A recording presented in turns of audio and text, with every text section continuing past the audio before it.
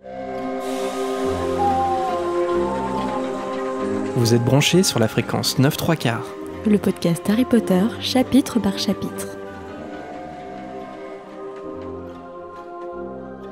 Bonjour à tous et bienvenue dans ce nouvel épisode de fréquence 9/3/4. Je suis Jérémy. Et je suis Marina. Ça y est, c'est déjà notre 17e épisode et donc la fin de l'école des sorciers. Ça fait bizarre de conclure le premier tome. On espère que pour ceux qui nous ont suivis depuis le début, vous avez passé de bons moments avec nous à relire ce premier livre. Mais rassurez-vous, c'est encore mieux que pour Harry, car pour nous, il n'y aura même pas de coupure chez les Dursley.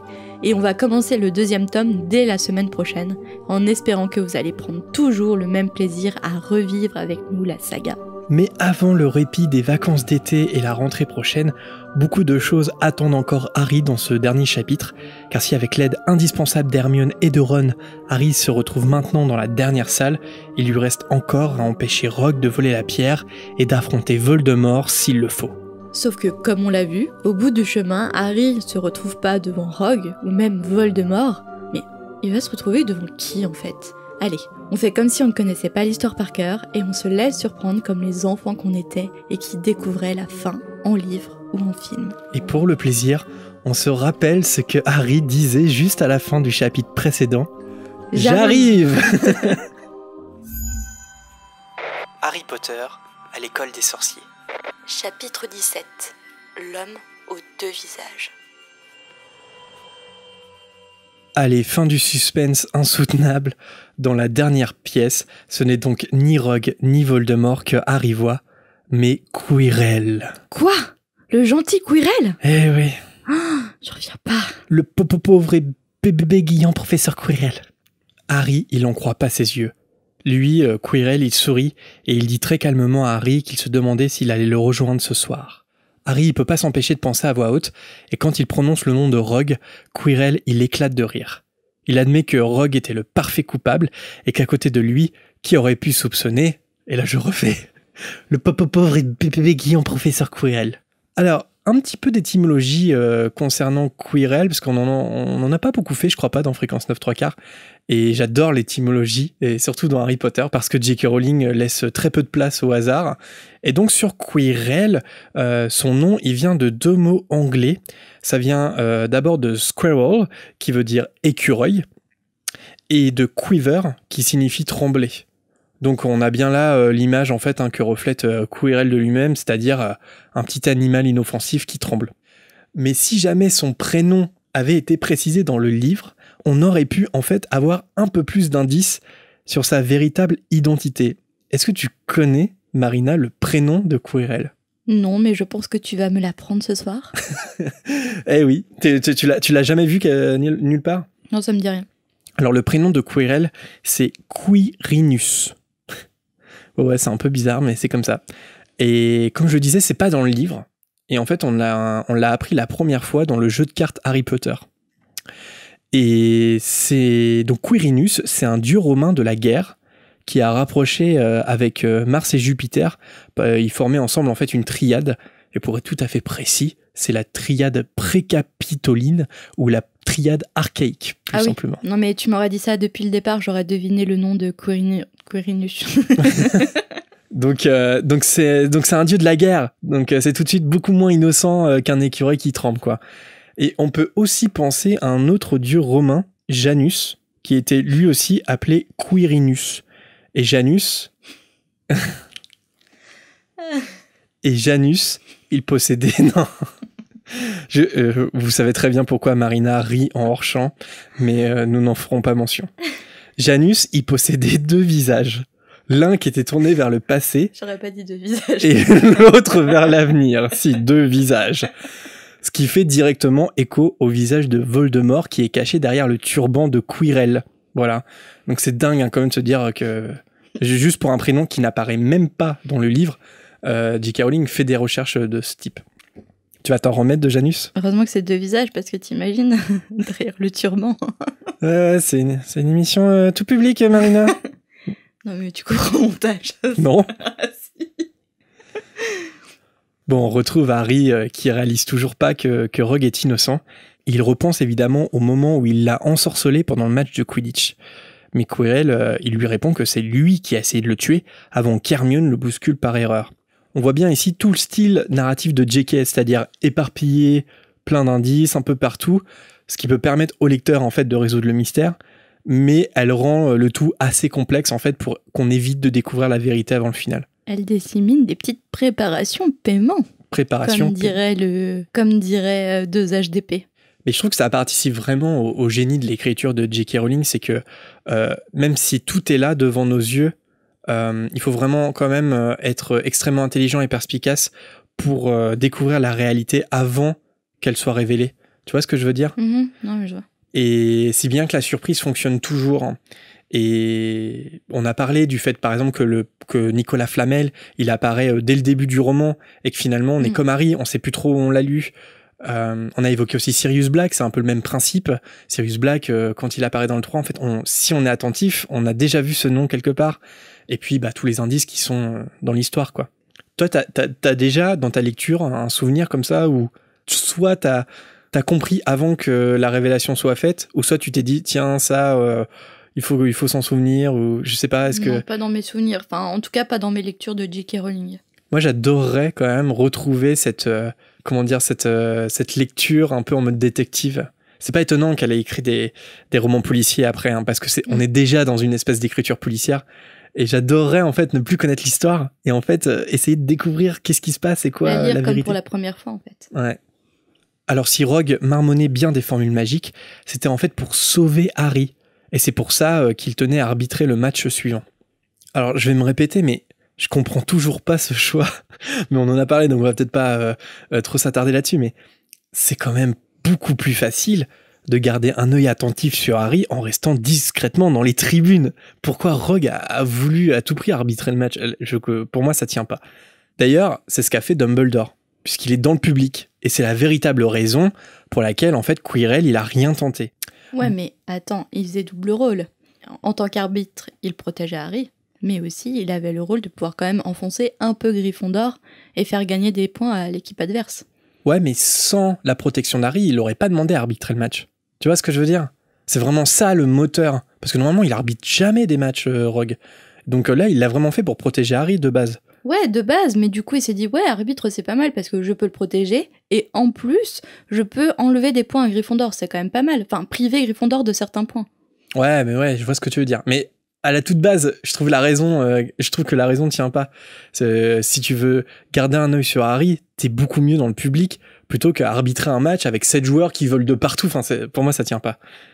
Et au risque de me répéter aussi sur Dumbledore et Quirrell, je veux dire, attaquer Harry pendant un match de Quidditch devant toute l'école, c'était vraiment la seule alternative pour Quirrell. Il a pas pensé à autre chose. Ça aussi, pour moi, c'est... Et je crois que c'est mieux que ça soit J.K. Rowling qui écrit Harry Potter que toi, en fait.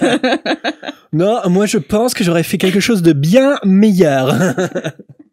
On critique, mais parce qu'on adore et on cherche la petite bête. Et là, on voit bien les ressorts, en fait, narratifs qui font que c'est mieux si Harry se fait piéger dans un match de Quidditch. Oui, parce que sans ça, Quirrell coince Harry dans un couloir, le tue et fin de l'histoire, tu vois. Bah bien sûr. Le livre, il durerait même pas de 10 pages. Et je pense que J.K. elle assume complètement ces petites incohérences ou ces trous narratifs parce que au moins c'est pas des incohérences, ça flirte avec l'incohérence juste, parfois. Les rebondissements de l'histoire. Ouais, non mais oui. Ça n'a pas d'autre but que de rendre l'histoire plus aventureuse en fait. Oui. Donc c'est vrai que si on commence à se poser la question, mais pourquoi les personnages ils veulent faire ça, pourquoi ils font ça ?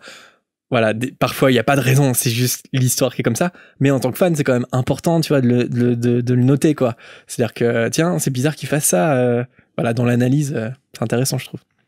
De toute façon, Quirrell dit que ça fait rien puisqu'il va tuer Harry cette nuit. Il le ligote par un sortilège et il en vient à évoquer la nuit d'Halloween. Harry apprend que c'est Quirrell qui a fait entrer le troll et que Rogue l'a empêché de passer dans le couloir. Encore une fois, le plan de Quirrell complètement foireux à Halloween, voilà.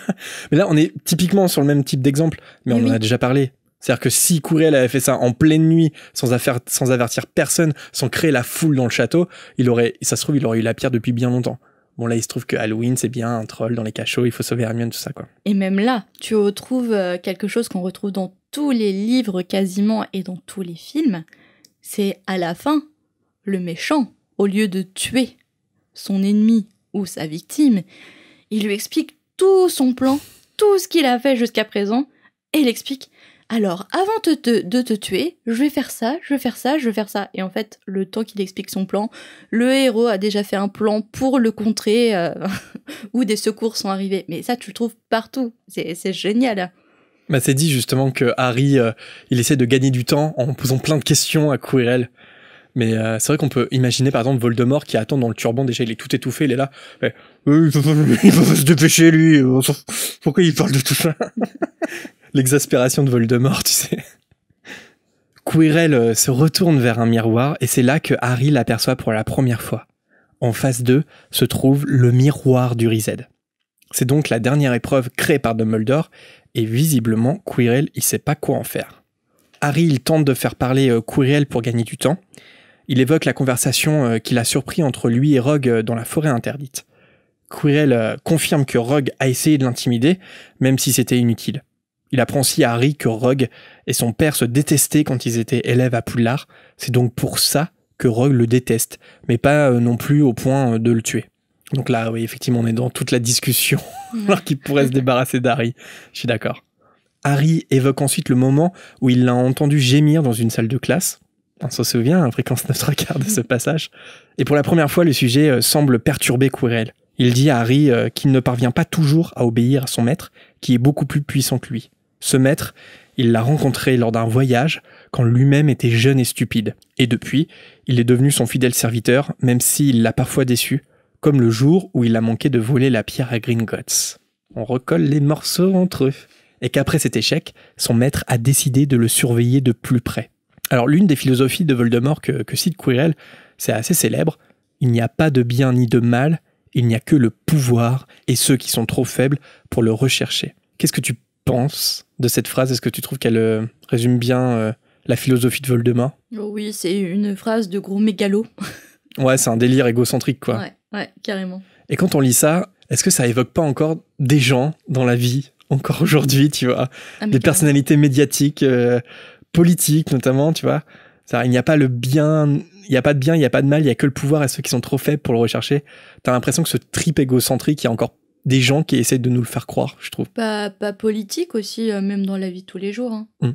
Des mecs hyper carriéristes qui sont prêts à écraser les autres pour obtenir ce qu'ils veulent, la promotion de leurs rêves. Il y en a plein, il y en a dans tous les bureaux, dans toutes les sociétés. Et même le pouvoir à son plus petit niveau est recherché à tout prix par certains. La fin justifie les moyens, et il n'y a pas de bien ni mal. Là, c'est vrai que c'est vraiment la philosophie de Serpentard, mais à son extrême et qui part en cacahuète, en fait. Ouais. Harry essaie de se placer devant le miroir sans que Quirrell s'en rende compte, mais au bout d'un moment, une voix désincarnée fait comme sortir de Quirrell et lui demande de se servir du garçon. Quirrell libère immédiatement Harry et il lui demande de regarder le miroir. Quand Harry se place devant Quirrell, il sent une étrange odeur qui provient de son turban. C'est dans le livre. Hein. Ça sent quoi, à ton avis? Ça sent Janus. Aïe, aïe, aïe. Mais franchement, c'est un détail que j'avais oublié, c'est que Harry, il passe devant Quirrell et là, il fait « C'est quoi, mais il pue son turban !» Qu'est-ce que ça sent? Ça pue la mort. Non, mais ça doit puer la mort, en fait. Ça doit puer la mort, ouais. Ouais, la décomposition, quoi. La décomposition de Janus. Les gamins. Dans le miroir, Harry se voit, souriant, sortir la pierre philosophale de sa poche avant de la remettre. Et à ce moment précis, Harry sent dans sa véritable poche la pierre s'est glissée. Quirrell s'impatiente et il demande à Harry ce qu'il voit. Harry lui répond qu'il se voit serrer la main de Dumbledore après avoir gagné la coupe. Mais la voix se fait réentendre, elle lui informe que Harry est en train de mentir. Ça met évidemment Quirrell dans tous ses états, et la voix lui demande de parler face à face avec Harry. Alors Quirrell enlève son turban, et il fait un demi-tour. Harry est pétrifié. À l'arrière Janus. Ouais, je crois que cette émission, c'est #Janus, hein, définitivement. À l'arrière de la tête de Quirrell se trouve un visage pâle aux yeux rouges avec des fentes de serpent à la place du nez. C'est Voldemort qui fait face à Harry. Voldemort s'adresse à Harry. Il lui demande de regarder ce qu'il est devenu. Il lui explique que le sang de licorne lui permet tout juste de survivre et qu'il a d'ailleurs vu Quirrell s'en abreuver pour lui l'autre soir. Alors ça répond définitivement à notre question, hein. C'est bien Quirrell. Hein. On a vu dans la forêt interdite. Ouais. Mais de toute façon, avec l'élixir de longue vie, il va enfin pouvoir retrouver un corps. Et à ce moment-là, Voldemort demande donc à Harry de lui donner la pierre qui est dans sa poche. Alors on en a déjà un petit peu parlé, mais est-ce que Voldemort s'est déjà intéressé à la pierre quand il était en vie ? Bah, j'ai pas, justement, la dernière fois, on se demandait s'il avait connaissance de l'existence de la pierre. Et à ce jour, je sais pas, je te sais toujours pas. Non mais je crois pas qu'on sache. Je sais pas, c'est un peu une question rhétorique, je t'avoue. Mais après, ce qui est intéressant, c'est que Voldemort, il parle de la pierre, mais comme quoi elle va pouvoir lui redonner son corps. Parce que la pierre, elle a plein de pouvoirs. Et en fait, il n'en parle pas pour l'immortalité. Et du coup, la question, c'est est-ce que le jeune Tom Jedusor, il est... Franchement, pour moi, c'est assez inconcevable de se dire qu'avec toute la connaissance qu'il accumulait, de ne pas avoir entendu parler de la pierre philosophale alors qu'il était dans la recherche de l'immortalité, je pense que c'est inconcevable. Par contre, c'est intéressant de se dire, c'est bizarre qu'il se soit jamais vraiment intéressé à la pierre. Il n'a peut-être pas eu le temps, en fait. Ouais, et peut-être parce que l'immortalité que pouvait lui procurer la pierre, peut-être que ça c'était pas satisfaisant pour lui, en fait. Parce qu'il dépendait d'un objet et il préférait... Enfin, pour lui, c'était peut-être pas assez sécurisant. D'un seul et même objet, ouais, donc voilà. Il suffisait de détruire la pierre et son immortalité était foutue. Ouais, et c'est pour ça qu'il a demandé à Slughorn, est-ce qu'on peut faire plusieurs Horcruxes, quoi ? Parce que je sais pas, c'est intéressant, j'aimerais bien savoir, parce que je pense qu'il savait que la pierre existait, mais pour l'immortalité, il s'y est jamais intéressé. Et peut-être parce qu'il trouvait que l'immortalité était limite, en fait. Pour lui, enfin, ça allait pas, c'était pas aussi grand que ses ambitions. Comme Voldemort est au courant pour la pierre, Harry, il pense à s'enfuir. Mais Voldemort lui conseille de le rejoindre, au risque de finir comme ses parents qui sont morts en le suppliant. Harry, il hurle qu'il ment. Alors c'est indiqué que Quirrell, il recule pour que Voldemort il puisse suivre Harry du regard. Ça doit pas être évitant quand même, tu vois. Tu m'étonnes. C'est un peu le cirque. Pardon. Voldemort appuie là où ça fait mal. Il explique à Harry qu'il a d'abord tué son père et qu'il n'avait pas l'intention d'assassiner sa mère, mais comme elle le protégeait, il s'en est débarrassé aussi. Et si Harry ne lui donne pas la pierre, finalement, elle sera morte en vain. Moment célèbre, dans le film, Harry qui crie « Jamais !» Et donc Voldemort ordonne à Quirrell de l'attraper. Quirrell, il prend le poignet d'Harry, et soudain, Harry, il ressent une énorme douleur à sa cicatrice. Mais il n'est pas le seul à souffrir, parce que Quirrell le lâche, et il regarde sa main en train de brûler. Sur les ordres de Voldemort, Quirrell, il se jette à nouveau sur Harry en tentant de l'étrangler, mais ses mains continuent de brûler la chair à vif.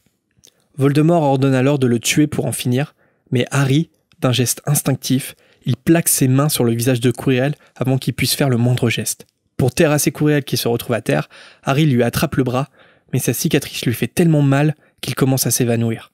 Et avant de sombrer, il entend Voldemort hurler de le tuer, et d'autres voix aussi qui crient son prénom.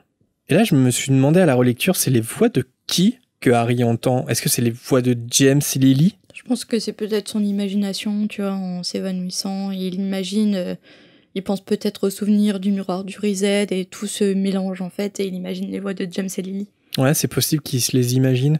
Mais même le narrateur est pas précis, il dit que c'est peut-être dans sa tête, mais peut-être en fait. Parce que ouais, la question c'est si c'est vraiment, par exemple, Lily, est-ce que c'est sa mère qui l'entend ? Est-ce qu'elle peut, tu vois, dans un moment de souffrance comme ça, est-ce que sa protection magique peut résonner en Harry ? C'est intéressant, avant même le priori incantatum, en fait. Et puis, je pensais aussi à Dumbledore, en fait, parce que Dumbledore arrive à peu près à ce moment-là. Oui, j'avais pensé à ça, mais c'est une voix. Mais ouais, il a qu'une peut-être voix. que dans son esprit, tu vois, tout est chamboulé et il imagine plusieurs voix, alors que c'est simplement Dumbledore. Ouais. Peut-être Ron et Hermione aussi. Peut-être. Bah ouais, si c'est dans sa tête et qu'il imagine, ouais, effectivement, ça peut être un écho de plein de choses. Lorsque Harry se réveille, la première chose qu'il voit, c'est le visage souriant d'Albus Dumbledore qui lui dit bonjour. Soudainement, Harry commence à s'écrier pour la pierre et Quirrell, mais Dumbledore lui demande de se calmer et il rassure Harry en l'informant que Quirrell n'a pas volé la pierre. Harry, il regarde autour de lui, il est allongé à l'infirmerie et à côté de lui se trouve une table couverte de friandises. Dumbledore précise que ce sont des cadeaux de ses admirateurs et que oui, toute l'école est au courant de ce qui s'est passé. Alors pour la petite blague, Fred et George, ils ont essayé de lui envoyer un siège de toilette. Madame Pomme-Fraîche, pour des raisons d'hygiène, elle a refusé. Par contre, je me suis dit aussi, Harry, il est quand même pas censé avoir entendu la plaisanterie sur le siège de toilette par Fred et George. C'est un moment où ils se cachent en fait. Donc je sais pas, est-ce qu'ils en ont reparlé? Parce que du coup, si t'as pas le contexte, on t'envoie un siège de toilette. C'est quoi déjà le contexte? J'ai plus en tête. Le contexte, en fait, c'est que Fred et George, je sais plus, je crois que c'est Madame Weasley qui dit ne faites pas exploser les toilettes. Et Fred et George, ils promettent à Ginny de lui envoyer un siège de toilette. Et là, en fait, il l'offre à Harry, enfin, il tente de l'offrir à Harry. Mais je sais même pas si Harry, il a le contexte, en fait. Mais il l'a, mais pour Fred et George, en fait, ils savent même, est-ce qu'ils en ont parlé? Ça se trouve, pourquoi un siège de toilette, quoi? Mais par contre, pourquoi Dumbledore, il apprend pas à Harry ce qui s'est passé entre lui et Quirrell? Alors, entre lui et Quirrell, c'est-à-dire? Quirrell, il avait pas fini de... En fait, il était pas mort quand Dumbledore est arrivé. Il était brûlé, mais pas totalement. Dans le film, c'est Harry qui le brûle totalement et Voldemort disparaît du corps de Quirrell. Mais dans le livre, rien n'est précisé que Harry a... Enfin, rien ne précise que Harry a réussi à tuer Quirrell. Donc, qu'est-ce qui s'est passé entre Dumbledore et Quirrell? Dumbledore dit que Voldemort, il a tué Quirrell. Alors après, je pense qu'il le tue en quittant son corps, mais c'est pas précisé, c'est vrai. Est-ce que ça doit être un mélange des deux, ça doit être un mélange des blessures que lui inflige Harry et le fait que Voldemort il quitte son corps et qu'il abandonne Quirrell. Je pense que c'est un mélange des deux, c'est pas précisé, c'est vrai. C'est bizarre quand même qu'elle ait pas précisé à partir du moment où Dumbledore arrive. En fait, on sort de la pièce en même temps qu'Harry s'évanouit. Complètement. Mais là, j'avance un petit peu, c'est juste après. Je trouve que la version du film est quand même plus cohérente, pour le coup. C'est-à-dire que dans le film, c'est Harry qui fait tout. C'est-à-dire que Harry, c'est lui qui tue Quirrell, et puis et Dumbledore vient pas le sauver. Et je trouve que ça fait plus de sens. Alors ça fait plus de sens pourquoi? Justement par rapport à ce que Dumbledore lui raconte juste après. Il apprend à Harry que ça fait 3 jours qu'il est à l'infirmerie et que son réveil va sûrement rassurer Ron et Hermione qui étaient inquiets. Harry est préoccupé par la pierre, alors Dumbledore lui donne un peu plus de détails. Quirrell, il n'a pas réussi à la voler parce que Dumbledore est arrivé à temps grâce au hibou d'Hermione. Et pour moi, c'est là où ça pose problème. Enfin, je sais pas, peut-être qu'il y a encore un truc qui m'échappe et je pense que c'est pour l'histoire, rassurez-vous, on critique pas J.K. Rowling, mais c'est pour l'histoire qu'elle a fait ça. Mais il y a quand même quelque chose que j'ai jamais compris. Dumbledore, il dit à ce moment-là à Harry qu'il était à peine arrivé à Londres quand il est reparti en urgence pour Poudlard. Et plus tard, dans ma partie, il va dire que quand il est arrivé à Londres, il a senti qu'on avait besoin de lui urgemment à Poudlard. Mais on est d'accord que McGonagall a dit au trio qu'il était en déplacement pour le ministre de la magie, et ça fait des heures, c'est des heures avant ça. Donc, je comprends pas le voyage de Dumbledore. Pourquoi c'est comme s'il mettait des heures à aller à Londres, je comprends pas. Alors que normalement, il a transplané. Bah oui, normalement, c'est automatique. Donc voilà, je trouve ça plus logique la version du film, parce qu'au moins il n'y a pas de doute. Harry tue Quirrell, Voldemort s'en va, et puis Dumbledore, en fait, on sait pas où il était, il intervient pas, et puis du coup il n'y a pas ce problème-là à résoudre en fait. Là on a l'impression que J.K. Rowling, elle galère un peu à justifier le fait que Dumbledore soit pas là ce soir-là. Et qu'il arrive pile à temps. Sauver Harry. Ouais. La pierre, quant à elle, elle a été détruite. Dumbledore et Nicolas Flamel en ont conclu que c'était la meilleure chose à faire. Flamel et sa femme finiront donc par mourir après avoir mis leurs affaires en ordre. Harry, il est stupéfait, mais Dumbledore explique qu'à leur âge très très avancé, Nicolas et Pernell, ils n'ont pas la même vision et que finalement, la mort n'est qu'une aventure de plus, comme pour tous les esprits équilibrés. Et d'une certaine façon, la pierre n'était pas si extraordinaire que ça, parce que l'argent et l'immortalité, ce ne sont pas des désirs sains. On en a parlé de tout ça, de cette philosophie de Dumbledore. On vient alors le sujet de Voldemort. Dumbledore demande d'ailleurs à Harry de l'appeler par son nom, parce que, je cite, « La peur d'un nom ne fait qu'accroître la peur de la chose elle-même ». Alors c'est la phrase que va reprendre Hermione, mais dans le deuxième film, en répondant à Lucius, la petite copieuse. Dumbledore confirme ensuite les craintes de Harry.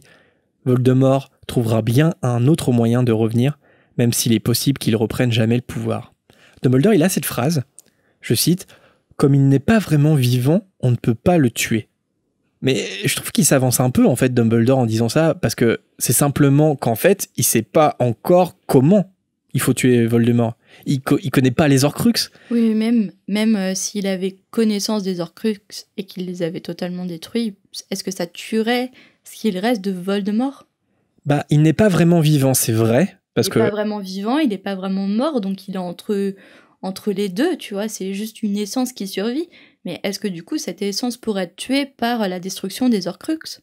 Bah, c'est ce qui arrive, hein. C'est-à-dire, une fois qu'il a pu ses Horcruxes, finalement, Voldemort, il est mortel et il meurt. Oui, mais il a retrouvé son corps et son énergie quand il décède. Ouais. Alors que là, il n'a pas de corps. C'est qu'une sorte d'énergie. Il doit vivre... C'est un parasite, en fait. Il doit vivre dans le corps d'un autre pour avoir de l'énergie, en fait. La question, c'est s'il était resté dans cet état-là, mais qu'on avait détruit tous ses Horcruxes, tu penses qu'il serait toujours vivant, en fait ? Je sais pas. Parce qu'on peut même pas qualifier de ce qu'il est actuellement dans le tome 1, en fait. C'est un être... il est ni vivant, ni mort. Il est entre les deux. Ah, c'est intéressant. S'il n'avait pas retrouvé de corps, s'il avait vécu comme un parasite... Est-ce que la quête des Horcruxes aurait servi à quelque chose ? Parce que, est-ce que c'est... Moi, je pense que oui, quand même, parce que c'est les Horcruxes qui le tiennent en vie. Est-ce que c'est son âme que l'on voit, par exemple, s'échapper de Quirrell ? Donc, dans ce cas-là, si c'est son âme, elle pourrait être détruite par les Horcruxes. Mais si c'est qu'une naissance qu'on ne peut pas qualifier, je pense que la destruction des Horcruxes aurait aucun impact sur ce qui reste, en fait. Non ? Je sais pas. Est-ce qu'on peut dire que Voldemort, là, actuellement, il a une âme, tu vois ? Dans le tome 1 ? Non, il a pas... Enfin, de toute façon, son âme, il a plus d'âme indivisible. Il a plus d'âme en soi dès lors qu'il a créé son premier Horcrux. Parce qu'une âme divisée, en fait, enfin, tu vois, c'est plus une âme en soi. Mais je pense quand même que ce qui rattache Voldemort à cette maigre forme de vie, c'est quand même le fait qu'il ait des Horcruxes. Et notamment le fait qu'avant de disparaître, entre guillemets disparaître, il y a une partie de son âme qui s'est attachée à Harry. Et il en a fait, malgré lui, son dernier Horcrux. Non mais oui, parce qu'en fait, ce qu'on voit dans le tome 1, c'est juste l'essence qui reste grâce aux Horcruxes. Bah, moi, je pense... Donc, du coup, c'est dépendant des Horcruxes, et s'ils sont détruits, bah forcément, il n'y a plus cette essence inqualifiable. Je pense, parce que s'il n'avait pas eu ces Horcruxes, il n'aurait pas pu vivre dans ce demi-état, tu vois ce que je veux dire ? C'est vraiment ces Horcruxes qui le gardent en vie, après, en vie, enfin, en tout cas, ce qu'il en reste.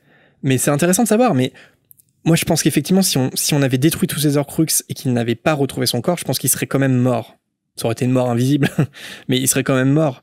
Et c'est juste que là, je trouve qu'il s'avance un peu, Dumbledore, en disant on ne peut pas le tuer. Bah si, on peut le tuer, en fait, c'est juste que vous n'avez pas encore trouvé le moyen pour le tuer. Ouais, mais il n'est pas encore au courant pour les Horcruxes. Non, il n'est pas encore au courant. Ouais. Donc du coup, pour le coup, là, au moment où il le dit, pour lui, c'est la vérité. Oui, à l'heure d'aujourd'hui, on ne sait pas comment le tuer. Bah oui. Ouais, voilà. il faut peut-être le lire comme ça, c'est vrai. Dumbledore assure à Harry de répondre à toutes ces questions dans la mesure du possible. Il dit d'ailleurs que la vérité est, je cite, « toujours belle et terrible, c'est pourquoi il faut l'aborder avec beaucoup de précaution ». Est-ce que tu es d'accord avec Dumbledore là-dessus ? D'aborder la vérité avec des précautions ? Ouais. Bah oui. T'as quelque chose à me dire ? Non mais c'est intéressant ce qu'il dit là, Dumbledore. Tu vois pas. Par exemple, quand tu veux rompre avec quelqu'un, généralement tu tournes autour du pot. Il faut qu'on parle, tu vois, ces derniers temps. Tu vas pas dire tout de suite, je vais te quitter. Si, ça peut arriver, ça dépend les termes dans lesquels on se trouve, mais non, mais plus sérieusement, oui, bien sûr. Je pense que toute vérité est bonne à dire, mais ça dépend comment on la présente et comment on la dit. Et bienveillance, surtout. Toujours dire la vérité avec bienveillance et ne jamais dire la vérité pour faire de la peine à quelqu'un. Toujours se poser la question, pourquoi je vais dire la vérité à cette personne ? Et si c'est pour être malveillant, je pense qu'il vaut mieux ravaler cette vérité. Et surtout la sortir uniquement avec de la bienveillance. Et je pense même que Dumbledore, il est en train de se justifier à ce moment-là. Et quand il dit ça, je pense qu'il cautionne aussi le fait de ne pas dire la vérité. Ou en tout cas d'attendre de la dire. D'attendre le bon moment. Ouais. Sauf qu'on va le voir, pour Harry, ça va prendre 7 ans quand même. Et il fera son enfin 7 ans, c'est plutôt 5 ans on va dire, enfin 5 ans et en fait 7 ans parce qu'il va pas tout lui dire, parce qu'à la fin de l'Ordre du Phénix il y a ce mea culpa après la mort de Sirius Black où Harry va complètement péter un plomb et Dumbledore va s'excuser lui dire je savais pas comment, enfin quand et comment il fallait te dire les choses. Et j'ai décidé de retarder. C'est pas uniquement à la fin. Hein. J'ai commencé ma relecture de l'Ordre du Phénix. Harry Potter pète les plombs, limite à la page 4. Oui, dans l'Ordre du Phénix, il pète complètement les plombs pendant tout le long, c'est vrai. C'est un gros craquage. Mais c'est vrai qu'il va y avoir cette discussion déterminante entre Harry et Dumbledore à la fin de l'Ordre du Phénix. Et là, en fait, il va lui dire ce qu'il a caché à Harry pendant ces longues années. Et j'ai l'impression que quand il dit ça, il y a déjà, tu vois, genre, il essaye de se justifier lui-même parce qu'il n'a pas envie de répondre à toutes ces questions, parce qu'il pense que Harry n'est pas encore prêt à entendre tout ça. Et c'est pour ça qu'il dit l'aborder avec beaucoup de précaution, c'est parfois aussi ne pas dire la vérité. Voilà. Enfin, après, on peut penser qu'il a raison ou tort. Et d'ailleurs, la première question qui vient à l'esprit d'Harry, c'est pourquoi Voldemort veut le tuer lui. D'accord, il a tué sa mère parce qu'elle voulait le protéger, mais pourquoi lui ensuite? Et Dumbledore, il lui dit que pour cette question, il n'y a pas de réponse à lui apporter. Peut-être quand Harry sera plus grand, quand il sera prêt. Donc voilà, ça rejoint ce qu'on vient de dire. C'est exactement ce qu'on vient de dire. La première question, c'est vraiment la vérité, t'es pas prêt à l'entendre. Je te dirai en temps voulu et quand tu seras prêt à l'entendre. Parce que c'est précisément l'information que lui cache Dumbledore, c'est la prophétie. Voilà. Et bah, je pense que, tu vois, c'est là où on voit quand même qu'elle a tout préparé. Parce que ça, c'est direct, ça fait directement écho à la fin du 5. Tu t'imagines, toi? Incroyable. Bon, alors peut-être qu'avec la deuxième question, Harry va avoir plus de chances d'obtenir une réponse. Et cette question, c'est pourquoi Quirrell ne pouvait pas le toucher? Dumbledore lui dit qu'en fait, c'est parce que l'amour est présent dans sa chair et qu'un être comme Quirrell, qui est cupide, ambitieux et en plus de ça, qui partageait son corps avec Voldemort, ne pouvait pas supporter cette présence, cette marque d'amour profondément ancrée dans sa chair. Parce que Voldemort lui-même est incapable de comprendre ce qu'est l'amour.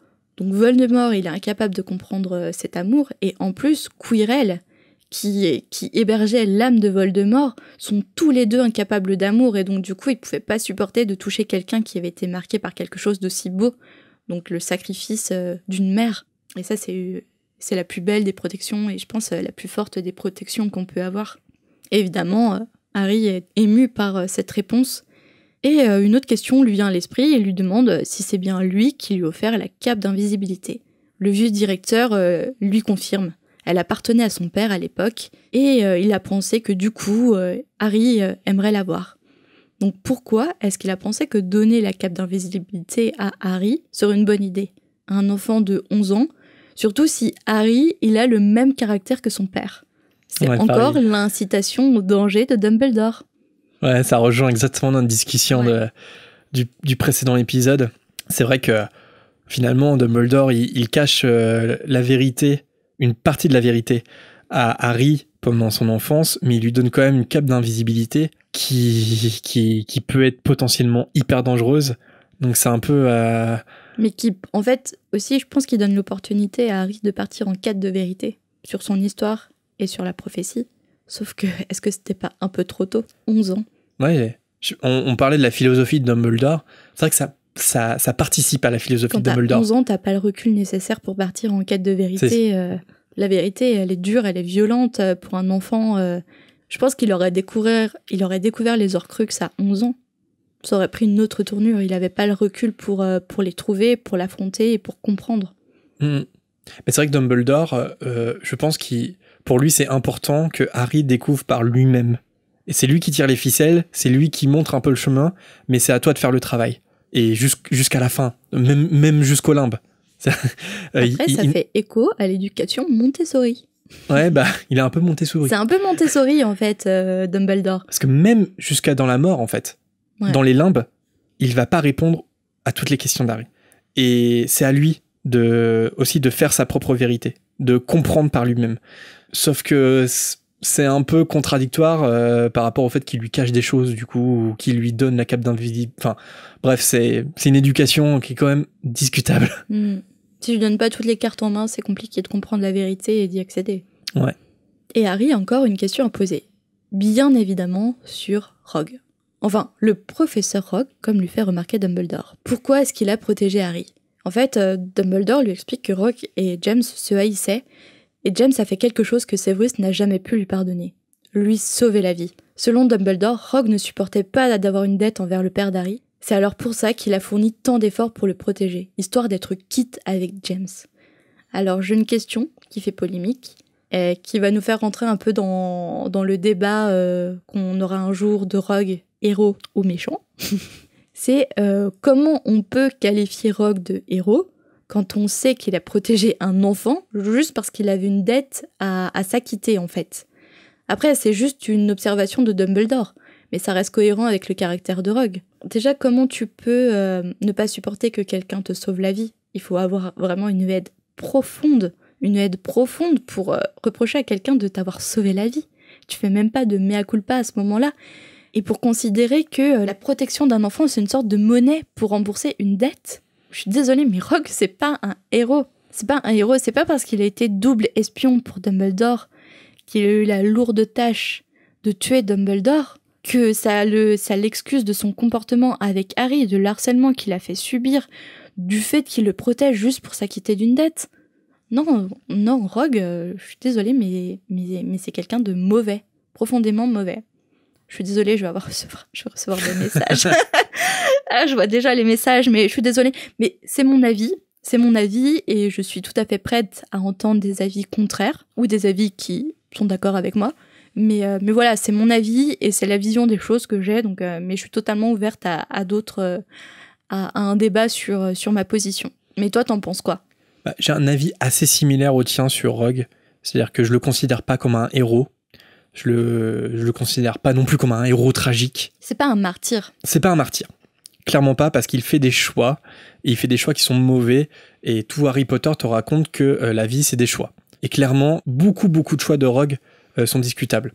Notamment le fait de harceler un enfant pendant toute sa scolarité. Ok, il s'est fait harceler, mais c'est lui ensuite qui a fait le choix d'harceler les Gryffondors, mais Harry, juste parce qu'il lui rappelait quand même son père. Mais ça, c'est son choix, ça. Il a une aigreur en lui, et qui est générale, et qui est pas juste sur Harry d'ailleurs, parce qu'il est méchant, il est vil, avec plein d'autres enfants et plein d'autres individus que Harry.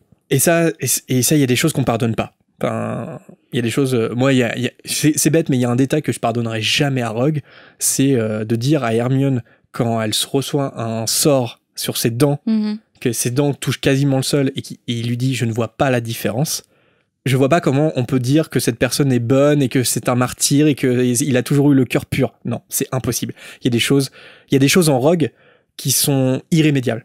Et pourquoi ? Bon, je pense qu'on s'avance un peu trop, mais je dis juste ça.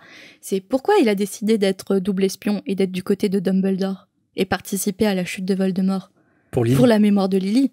Alors, il le fait pour sauver Lily. Il va voir Dumbledore en disant il y a Voldemort, il va s'attaquer pour sauver Lily et ensuite pour la mémoire de Lily. Mais tout tourne autour de son amour pour Lily. Ah bah complètement. C'est pour lui en fait, pour son amour, pour ses sentiments, pour la femme de sa vie. Alors c'est là où je vais me faire un petit peu l'avocat du diable et que tous les admirateurs de Rogue vont un petit peu souffler, je sais pas.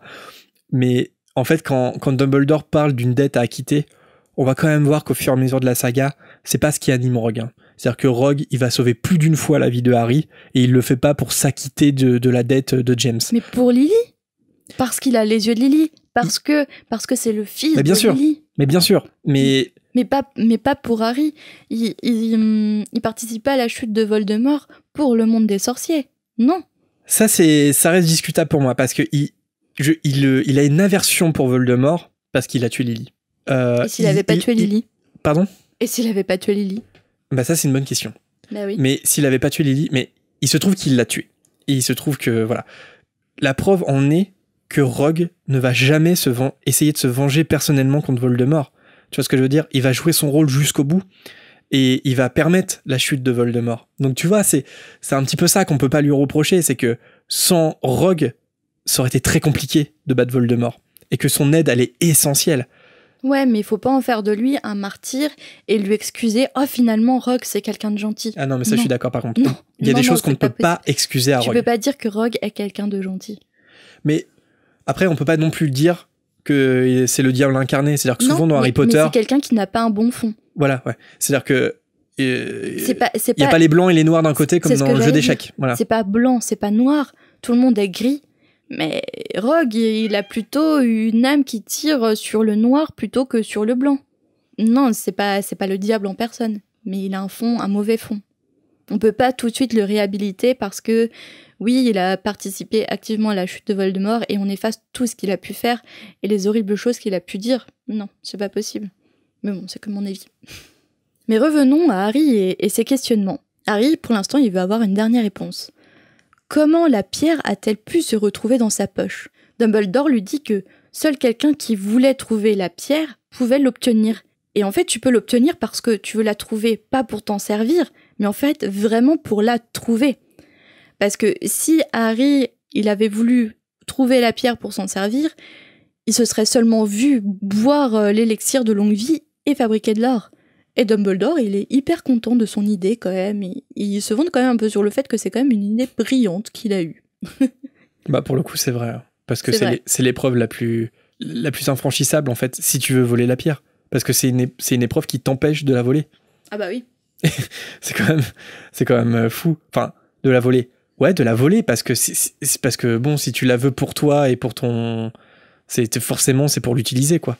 Donc, il a raison de se vanter, c'est quand même assez... Là, pour le coup, on voit le génie de Dumbledore. Bon, cette conversation, c'est apparemment assez pour Dumbledore qui coupe court et dévie le sujet sur les dragées de Bertie Crochu. Et dans le film, c'est surtout une super occasion pour caser une remarque pipi-caca crotte de nez sur les dragées. Les dragées. Moi, j'ai fait un accent... C'est crotte de nez. Alors que j'ai pas du tout rigolé, plutôt sur Janus. Ah, franchement, l'humour pipi-caca... Oh, franchement, c'est lourd. Hein. C'est lourd, surtout dans le monde du podcast. Hein. Très lourd. Franchement... Si j'ai un humour que je n'ai pas, c'est le pipi caca, vraiment. Hein. Dites prout à Merena et regardez ce qui se passe. Oh, hein. Ah, merci pour ce moment. Ouais, oh. Ah, il restera celui-là. Ah, la répartie. Ah non. Quelques temps plus tard, et après les négociations, Madame Pomme-Fraîche laisse entrer Ron et Hermione. Harry fait à ses amis un résumé détaillé de son duel avec Quirrell. Après le récit d'Harry, Ron s'interroge sur le sort de la pierre et de Nicolas Flamel. Et du coup, il leur rapporte alors les dires de Dumbledore. Pour un esprit équilibré, la mort n'est qu'une aventure. J'aime bien comment Harry il cite. Et Ron, il est super impressionné face à la folie de Dumbledore qu'il considère comme son héros. Mais assez parlé de lui, qu'est-ce qui s'est passé du côté d'Hermione et de Ron sous la trappe ? Hermione lui raconte qu'après avoir galéré à ranimer Ron, ils ont couru à la volière pour prévenir Dumbledore par hibou. Mais ils l'ont rencontré dans le hall et il était déjà au courant puisqu'il s'est précipité au 3e étage après avoir dit « Il est parti le rejoindre ». Comment est-il au courant ? Bah pareil, là aussi, il y a un truc que je comprends pas, c'est peut-être pour la blague, mais Dumbledore, il dit à Harry qu'il a dû croiser le hibou de Hermione. Mais visiblement non, parce qu'ils ont même pas eu le temps de l'envoyer, ce hibou. Bah, ils l'ont envoyé. Mais Dumbledore, il était déjà de retour. Ah, il était déjà de retour. Oui, donc ok. Ouais, d'accord.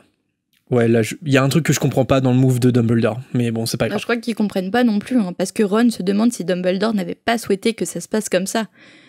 Harry pense qu'il lui a laissé plutôt la chance d'affronter Voldemort, qu'il est au courant de tout ce qui se passe dans l'école, et donc, par la même occasion, de leur projet, et que du coup, il a rien fait pour les empêcher. Donc, est-ce que c'est judicieux de laisser la chance, entre guillemets, à un enfant de 11 ans de combattre un ennemi mortel, même si cet ennemi est très affaibli ? Bah là, c'est l'éternel débat sur quelle est la marge de manœuvre de Dumbledore.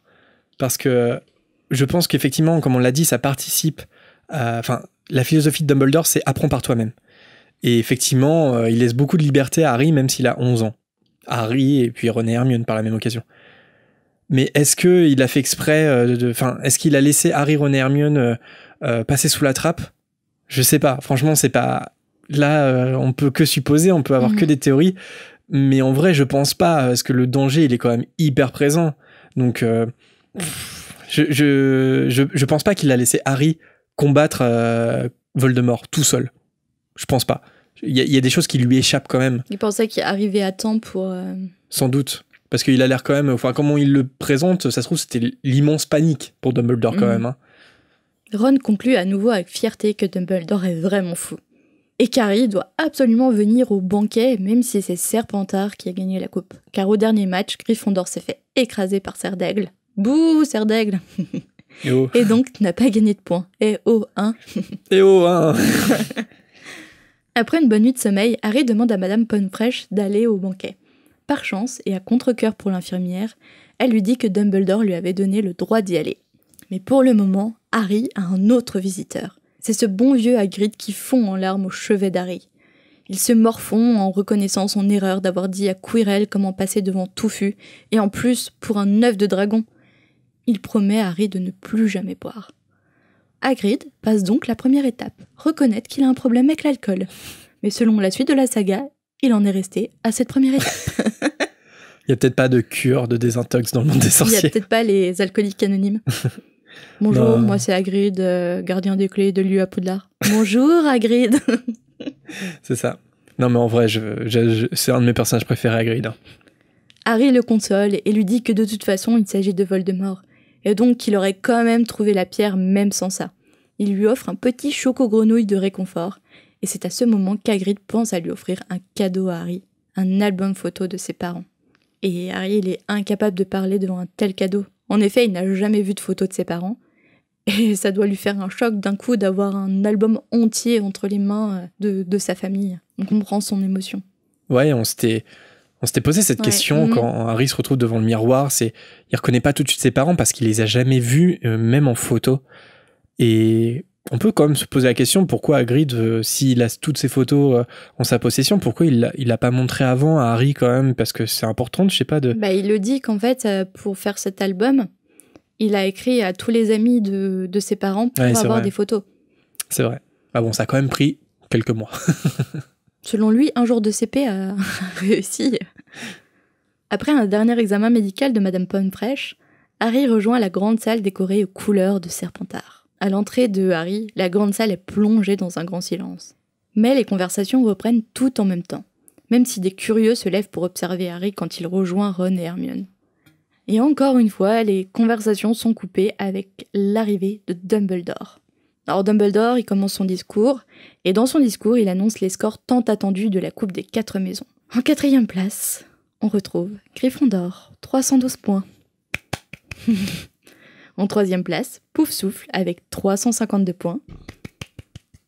Et en 2e place, attention, roulement de tambour, Serre d'Aigle, second, félicitations, avec 486 points. Et le grand gagnant, allez tous les Serpentards, soyez contents, enfin ça sera juste ça va durer pas très longtemps. 472 points, Serpentard. Les Serpentards explosent de joie à cette annonce. Mais c'est sans compter les points de dernière minute que Dumbledore affectionne tant. Le scandale commence. Ron, rouge comme une tomate, reçoit 50 points pour la plus belle partie d'échecs jouée à Poudlard depuis de nombreuses années. Hermione reçoit aussi 50 points pour la froide logique dont elle a fait preuve face aux flammes. Et Harry reçoit 60 points pour le courage exceptionnel et le sang-froid qu'il a manifesté. Donc, manquer de mourir face à son ennemi, brûler son ennemi, ça vaut 60 points. Que 10 points de plus que de gagner une partie d'échecs. Et là, si vous comptez tout, si vous avez bien fait vos petits calculs, Gryffondor et Serpentard sont désormais à égalité. Et c'est Neville, notre courageux Neville, qui reçoit les points décisifs. 10 points pour la bravoure montrée. Car, Dumbledore le précise, il en faut beaucoup pour affronter ses ennemis, mais encore plus pour affronter ses amis. Les Gryffondors explosent de joie à leur tour. Neville, livide, croule sous les embrassades. Quant à Malfoy, lui évidemment, il est figé sur place, hyper mécontent. Les couleurs de Serpentard laissent place alors aux couleurs de Gryffondor. C'est juste, je me suis toujours dit, imagine, il n'y a pas le truc de Neville qui reçoit 10 points, mais parce qu'ils sont à égalité en fait après les points de Harry. Imagine, il donne 61 points à Harry, tu vois, parce que le but clairement c'est de faire gagner la coupe à Gryffondor, tu vois. Oui, bah carrément. Et t'imagines, et pour Harry, 61 points. 61,50. Tu sais, la grosse arnaque. 60,5. Oh. Rogue félicite McGonagall à contre-cœur et croise le regard d'Harry. Et ce regard laisse supposer que ses sentiments n'ont aucunement changé à son égard.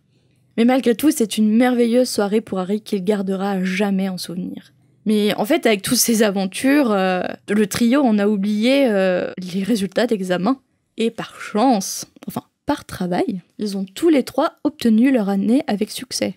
Et bien entendu, Malfoy, Crabbe, Goyle aussi, malheureusement. Ça plomberait quand même la fin de l'année si jamais on apprend que Ron il a raté et du coup il est viré de Poudlard.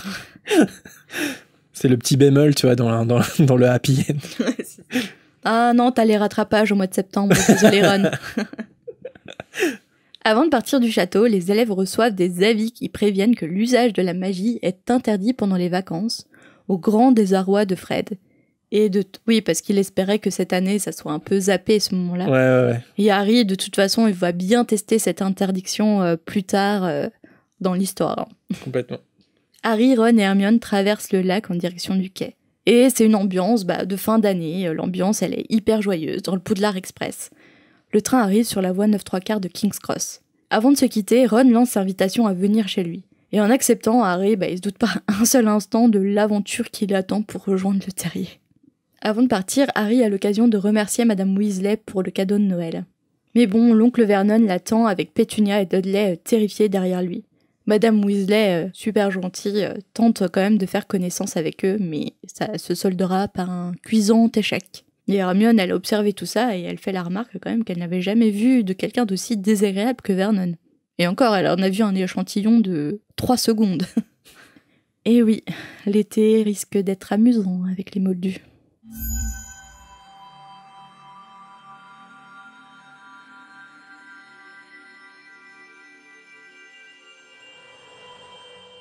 Merci Marina pour ce dernier chapitre de l'école des sorciers. Merci Jérémy. Et donc c'est déjà la fin du premier tome. On a commencé quand? Quoi? On a commencé quand? En octobre? On a commencé en octobre, ouais. Fin septembre, toute fin septembre, début octobre. Mm-hmm. Et donc en toute logique, il y a eu des petites vacances. Hein. Mais oui, on a fait 2 semaines sans émission, je crois. Ouais. 3 semaines en tout. Mais normal pour la fin de l'année. Et donc c'est en toute logique, en fait on a déjà terminé. Et donc voilà, on va commencer la chambre des secrets. Dès la semaine prochaine. Voilà, donc on a hâte. Mais c'est vrai que ça fait bizarre quand même d'avoir fini le premier. Enfin, on se dit, voilà, c'est un livre déjà terminé. On va recommencer une nouvelle année. Ouais, avec des nouvelles aventures. Alors on va peut-être souvent parler à quel point la chambre des secrets peut être mis en parallèle par rapport au premier. C'est d'ailleurs peut-être un de ses défauts quand même. C'est-à-dire qu'il y a un peu d'érudite entre le premier et le deuxième. On le sent. Mais en tout cas, moi j'ai très hâte de commencer la chambre des secrets. Et puis même si c'est le premier livre, en fait, on est loin d'avoir terminé parce que les livres sont de plus en plus gros, en tout cas jusqu'à l'Ordre du Phénix, qui est un véritable pavé. En fait, en termes de chapitres, on n'est pas du tout à un 7e de la saga. Ah non. Bon, allez, c'est le moment de renommer ce dernier chapitre. Marina, si tu devais renommer le chapitre 17, comment tu aurais fait? Moi, j'ai puisé l'inspiration avec le précédent chapitre. Harry Potter à l'école des sorciers, chapitre 17, échec et maths. Oh, ok. Ouh. Ouais, ça se passait avant, mais... Non mais oui, je vois ce que tu veux dire. Oh, je pensais que c'était un moquet d'admiration, mais en fait non, c'était de la déception. Si. Non, il y a d'abord de l'admiration. Ah, bien sorti. Puis un peu de déception de me dire, mais l'échiquier, c'était avant. L'échiquier, pas l'échiquier. Et donc moi, ça serait Harry Potter à l'école des sorciers, chapitre 17, Cœur de pierre. Et je vois que ça te fait bailler. C'est parce que j'ai un cœur de pierre. Ouh. Ok. Bon allez, on passe tout de suite à la volière avec vos hiboux.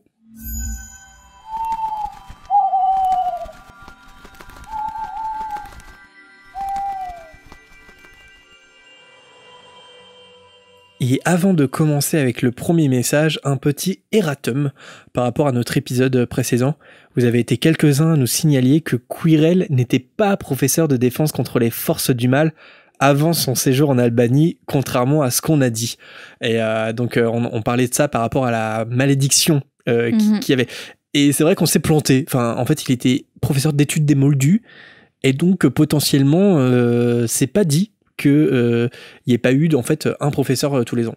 Donc merci pour cette correction, parce qu'on s'est planté. Tout ça, si ça vous dit rien, tout ça c'est des informations Pottermore. De toute façon, ce ne sont pas dans... Enfin, c'est pas dans les livres ou dans les films. Ce sont, voilà, des informations Wizarding World, maintenant on devrait dire. En tout cas, merci à Rose, Emma, Baptiste et la Goule qui ont réagi par rapport à ça. Et on passe tout de suite au premier hibou. C'est un hibou sonore, celui de José. Eh bien, bonjour, la fréquence 9 3/4. J'ai pas énormément de questions en fait, je voulais juste vous remercier parce que vous faites un travail exceptionnel. Je vous ai découvert il y a 2 semaines et j'ai déjà tout écouté votre podcast. J'ai même commencé les podcasts, voilà, et je me suis même mis au livre, du coup, grâce à vous, parce que je ne connais l'univers d'Harry Potter que par les films. J'ai énormément de retard, j'ai 25 ans. J'ai vu tous les films au cinéma. Et je commence seulement les livres grâce à vous. Donc merci beaucoup. Et voilà, continuez comme ça, vous êtes les meilleurs. Et au final, j'ai une petite question. Est-ce que vous allez continuer après le tome 1 ? Est-ce que vous allez lire les tomes 2, 3, 4, 5, enfin jusqu'au dernier ? Parce que ce serait vraiment kiffant de vous écouter encore et encore. Et voilà. Donc voilà, continuez. Et puis voilà, à bientôt. Au revoir. Et vive Lyon ! Vous êtes dans la meilleure ville de France. Voilà, je kiffe Lyon. Merci beaucoup José pour ton hibou sonore qui nous a beaucoup touchés. Et oui, effectivement, on a la chance de vivre depuis quasiment 1 an à Lyon. Et c'est une super ville. C'est une belle ville, elle est hyper attractive, elle est vivante, c'est génial. Et il y a des sorciers, surtout à Lyon. Oui, il y a des sorciers. Il y a une communauté de sorciers, donc ça c'est bien. Et ouais, une des satisfactions, c'est aussi d'entendre des fans qui nous disent vous me donnez envie de lire les livres. Waouh, ça c'est trop bien parce que si on peut créer cette envie-là pour ceux qui n'auraient jamais lu les livres, eh ben c'est un plaisir. Et pour répondre à la question, est-ce qu'on va continuer ? Finalement, on a changé d'avis. Non, en fait, on va pas continuer. Finalement, voilà. Non, on va s'arrêter. On a fait de la YouTube Money, donc c'est bon, on se casse, on n'a plus rien à faire. Ah non, mais justement, on va attendre de lancer le Tipeee, et puis après, on arrêtera. Ah ouais. Mais on laissera le Tipeee, par contre. Non, le but, c'est de tout faire. Alors après, on sait où on commence, on sait où on voudrait aller, à voir si on y arrive. Finir. Voilà. Mais effectivement, le but, ça serait bien que ça nous emporte jusqu'à la fin de la saga. Et je crois en France, ça n'a pas été fait, je crois pas, mais ça a déjà été fait par d'autres podcasts anglophones. Et donc, l'aventure est possible. Elle prend du temps, elle est incroyable, mais elle n'est pas impossible. Et nous passons à un hibou d'Adam. L'épreuve du miroir du Rized a été prévue après la conversation entre Rogue et Quirrell. Donc, avant les révélations de Hagrid au trio et après que Harry ait découvert le reflet de ses parents. Donc, le prof de potions aurait confirmé les doutes de Dumbledore sur Quirinus, qui aurait créé une épreuve à laquelle il ne pouvait pas réussir. L'épreuve que nous connaissons. J'espère que je suis claire. Ah, Adam connaissait le prénom de Quirrell. Oui, mais Adam, est-ce que tu connaissais l'étymologie de Quirinus ? Non, on sent le fan chez Adam. Ouais, c'est... Effectivement, je trouve que ça se tient, en fait. J'y avais pas forcément réfléchi. Ça expliquerait, en fait, pourquoi le miroir se retrouve dans une salle de classe vide. Alors non, ça explique pas ça. Mais en tout cas, ça explique pourquoi c'est pas en train de protéger la pierre dans le sous-sol de Poudlard. Oui, à cet instant. C'est-à-dire que effectivement, la conversation entre Rogue et Quirrell arrive après, mais on l'apprend que dès Halloween, en fait, Rogue, il a des doutes sur Quirrell. Donc, pourquoi pas, mais bon, finalement, pourquoi pas. Mais dans tous les cas, de toute façon, si le miroir est dans cette salle de classe désaffectée, c'est qu'il n'est pas dans les sous-sols en train de protéger la pierre. Donc forcément, Dumbledore, il a eu l'idée après. Le truc, c'est que quand même, il y a quand même Hagrid qui, avant tout ça, qui explique au trio que Dumbledore, il protège la pierre. Mais c'est quoi la protection de la pierre si c'est pas le miroir du Rized ? Est-ce qu'il y avait autre chose dans cette salle ? Peut-être qu'il l'a remplacé par le miroir. Ouais. Mais s'il l'a remplacé, c'était quoi sa protection d'avant ? Écrit à J.K. Elle est très active sur Twitter en ce moment. Ouais, elle répond pas trop à des questions Harry Potter. Ouais, non, on préférerait, mais non. Un prochain hibou de Aude qui nous dit « Salut à tous les deux, je reviens vers vous au sujet de Rusard. Vous vous demandiez depuis quand il est concierge à Poudlard. J'ai donc investigué. » Nancy Drew. C'est bien quand les auditeurs ils font le taf à notre place. Je trouve ça hyper agréable personnellement. On devrait leur donner la préparation de l'émission. Si vous regardez le wiki Harry Potter, il est indiqué que les plus anciennes punitions de Rusard sont administrées à James et Sirius en 1971. Et mon autre source de réponse est contenue dans la coupe de feu. Molly et Bill viennent à Poudlard pour soutenir Harry en tant que famille d'un des champions du tournoi. À cette occasion, Molly évoque une anecdote avec l'ancien concierge quand elle était à Poudlard. Il s'appelait Apollon Picotte. Molly est née, je pense, au début des années 50, vu que Bill est né en 1970. Encore une fois, c'est la source Wikipédia. Molly a dû connaître le concierge dans les années 60. Donc, si je résume, Rusard a commencé à travailler dans les années 70, je pense. Donc, il travaille à Poudlard depuis 20 ans dans l'école des sorciers. Si l'on en croit ses dires, il a déjà pendu les élèves par les pieds dans les cachots, et probablement au cours des années 70. C'est vraiment limite. Maltraitance sur mineurs, j'exige une enquête. Autre remarque sur votre émission, Marina, ton nom de chapitre était génial, bravo. Je vois pas pourquoi tu n'aimes... Non, je crois que je vais arrêter là ma lecture. C'est plus intéressant ce qu'elle dit. Oh, non, je plaisante. Non, continue, vas-y, je t'écoute avec attention. Pourquoi tu n'aimes pas cette partie, car tu as de bonnes idées, que tu les aies eues à l'arrache ou pas.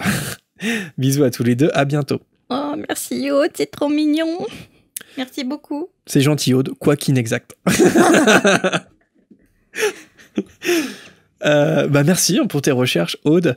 Et donc effectivement ça fait à peu près 20 ans. Si on ne sait pas hyper précis, on n'a pas les chiffres pour l'être, mais ça m'étonnerait quand même que dans les années 70, 20 ans avant, il pendait des élèves. C'est inconcevable. Dumbledore était déjà prof, était déjà à Poudlard. Je pense qu'il s'invente une vie, Rusard. Il s'invente complètement une vie, c'est pas possible. Tu te rends compte que c'est même pas la génération d'avant. C'est moins que la génération d'avant. C'est-à-dire que Molly Weasley, quand elle était à Poudlard, c'était un autre concierge. Mm-hmm. Donc on peut imaginer qu'il n'y avait pas ces trucs-là. Et lui, il serait arrivé après et il pendrait les élèves au plafond. Non mais il délire, je pense. C'est une légende urbaine. Complètement. Un nouvel hibou de Maude. Bonjour Marina et Jérémy. Juste une petite question. Est-ce que vous savez quelle est la formule utilisée par Hermione pour créer des faux souvenirs à ses parents dans le tome 7 ? Alors moi, personnellement, je ne sais pas. Et toi, Jérémy ? Non, je sais pas, mais de toute façon, je crois pas qu'on sache. Enfin, c'est même pas je crois pas, c'est que personnellement, j'ai rien trouvé. Hermione, dans le livre, elle le dit pas. Hein. Et puis, il n'y a pas d'infos sur la formule magique pour créer des faux souvenirs. Et enfin, en tout cas, ce qu'on sait, c'est que c'est pas oubliette. Hein. C'est-à-dire que c'est pas comme dans le film où Hermione dit oubliette, ou enfin obliviate en anglais. C'est même le titre de la chanson. Mais donc ça se passe différemment que dans le film. Et justement, tu te souviens pourquoi il y a cette confusion entre création de faux sortilèges et amnésie ? Non. Parce que dans le livre, dans le 7e livre, après l'attaque des Mange-Morts à Londres, Hermione, elle précise que c'est la première fois qu'elle pratique le sortilège d'amnésie. Parce que précisément, en fait, elle n'a pas effacé la mémoire de ses parents, mais elle a simplement créé de faux souvenirs. Transformé les souvenirs. Voilà. Et en fait, le film a décidé de pas du tout garder ça. Et dans le film, elle dit Obliviate. Et dans le livre, c'est beaucoup moins irréversible que dans le film. Parce que dans le film, elle disparaît carrément des photos, tu vois. C'est hyper violent, quoi. Et d'ailleurs, les faux souvenirs, Voldemort, il a fait la même chose pour son oncle Morphine. Là, je m'avance complètement dans l'histoire, mais il a fait la même chose pour son oncle pour qu'il avoue le meurtre des Gédusors. Et aussi pour que Oki, l'elfe de maison, avoue avoir empoisonné sa maîtresse Hepzibah Smith, qui a la coupe d'Helga Poufsouffle. Et d'une certaine façon, on peut aussi penser à Slughorn, qui modifie sa propre mémoire en donnant un souvenir falsifié de sa discussion avec Tom. Voilà, on est un petit peu sur le même... Donc c'est un peu complexe quand même, les sortilèges liés à la mémoire. Oubliette, finalement, c'est un sortilège d'amnésie, mais il y a plusieurs façons de modifier la mémoire, et on peut aussi créer des faux souvenirs, et c'est ce qu'a fait Hermione sur ses parents, et non, elle n'efface pas son souvenir comme dans le film.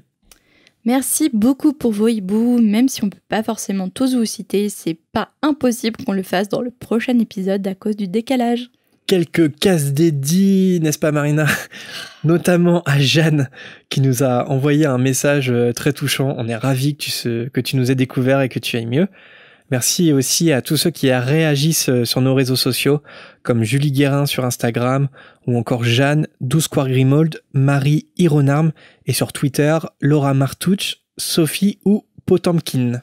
Alors, dans le précédent épisode, on a lancé un appel pour savoir qui nous écoutait dans les pays étrangers, et on a eu quelques réponses.